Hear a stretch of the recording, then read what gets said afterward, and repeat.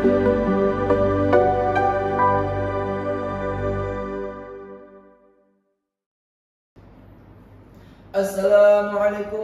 warahmatullahi wabarakatuh.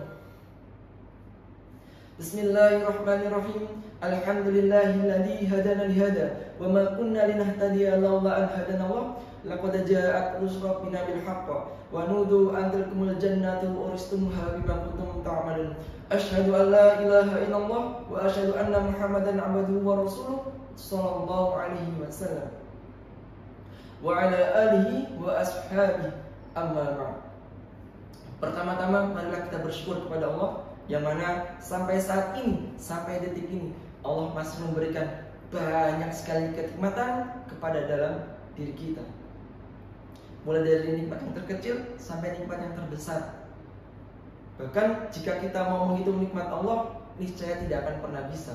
Karena apa? Karena Allah sudah berfirman di dalam Al-Quran, Bismillahirrahmanirrahim, wa in ta'udu ni'matallahi la tuhsuha. Dan jika kalian menghitung nikmat Allah, niscaya tidak akan pernah bisa. Maka dari itu, semua nikmat yang telah Allah berikan kepada kita wajib kita syukuri dengan ucapan syukur, Alhamdulillahirabbil alamin.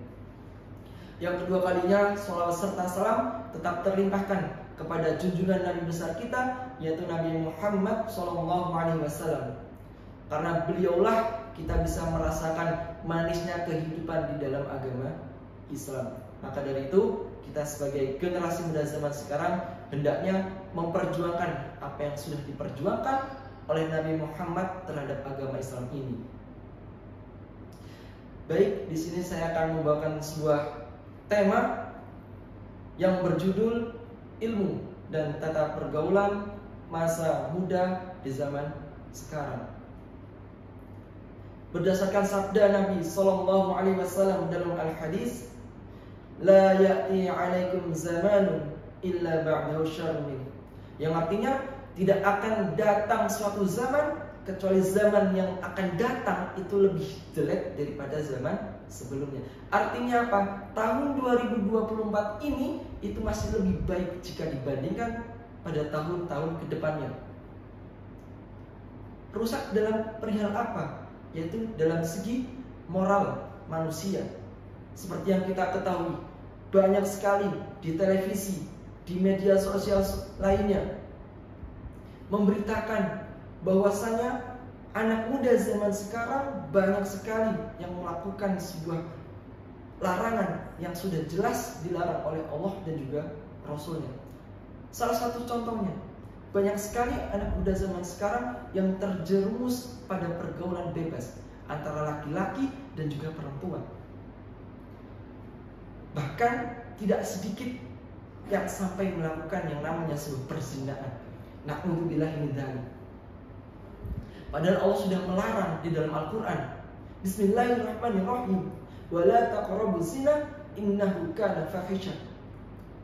Wahai orang-orang yang beriman, janganlah kalian mendekati pada yang namanya perzinaan. Sesungguhnya zina itu merupakan sebuah perbuatan yang keji. Allah melarang untuk mendekati, apalagi sampai melakukan. Na'udzubillahi min dzalik. Dan banyak sekali contohnya yang tidak bisa saya sebutkan satu persatu. Maka dari itu, bagaimana agar keimanan kita tidak mudah terpengaruh dengan kerusakan di akhir zaman ini? Yaitu yang pertama, kita hobi mengaji. Dengan mengaji, kita akan mendapatkan ilmu. Bahkan Nabi Muhammad SAW bersabda di dalam sebuah al-hadis, Thalabul ilmi faridatun ala kulli muslim. Yang artinya, mencari ilmu itu hukumnya wajib bagi semua orang Islam. Maka dari itu, dengan kita mencari ilmu, terutama ilmu akhirat, insya Allah ketika kita akan menghadapi dunia yang fana ini, keimanan kita tidak akan mudah goyah. Bahkan Nabi Muhammad SAW bersabda di dalam al-hadis, Taraktu fikum amroini lan tadilu ma tamassaktum bihima kitabillahi wa sunnatin nabi. Aku telah meninggalkan dua perkara di dalam kalangan kalian, yang mana kalian tidak akan pernah tersesat selama mengikuti dua perkara tersebut, yaitu kitabillah, kitabnya Allah, yaitu berupa Al-Quran, wa sunnatin Nabi, dan sunnahnya Nabi, yaitu berupa Al-Hadis. Maka dari itu wajibnya mencari ilmu kita laksanakan sampai ajal mati kita masing-masing. Sesuai firman Allah di dalam Al-Quran, fa'bud rabbaka hatta ya'tiyakal yaqin. Dan sembahlah Tuhanmu. Maksudnya menyembah Tuhan adalah mencari ilmu sampai kita mati. Yang kedua yaitu bergaul dengan orang yang solih-solihah. Nabi Muhammad SAW menggambarkan kita berteman dengan orang yang baik dan buruk ibarat kita berteman dengan orang yang bekerja di pandai besi. Yang mana ketika kita berteman atau bergaul dengan orang yang bekerja di pandai besi, sedikit banyak kita akan terkena bau sangitnya. Bahkan bisa saja terjadi kita terbakar kalau kita tidak hati-hati. Lalu perumpamaan Nabi Muhammad ketika kita berteman dengan orang yang baik seperti halnya kita berteman dengan orang yang bekerja sebagai penjual minyak wangi. Sedikit banyaknya kita akan terkena bau wanginya. Maka dari itu kita harus selektif dalam memilih teman.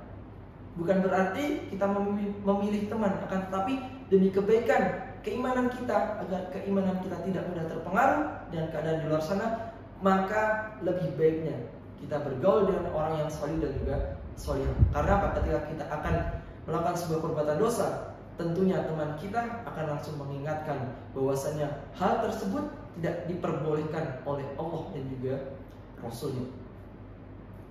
Mungkin itu saja yang bisa saya sampaikan.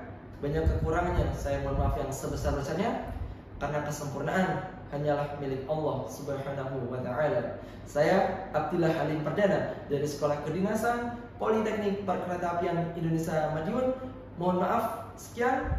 Wassalamualaikum warahmatullahi wabarakatuh.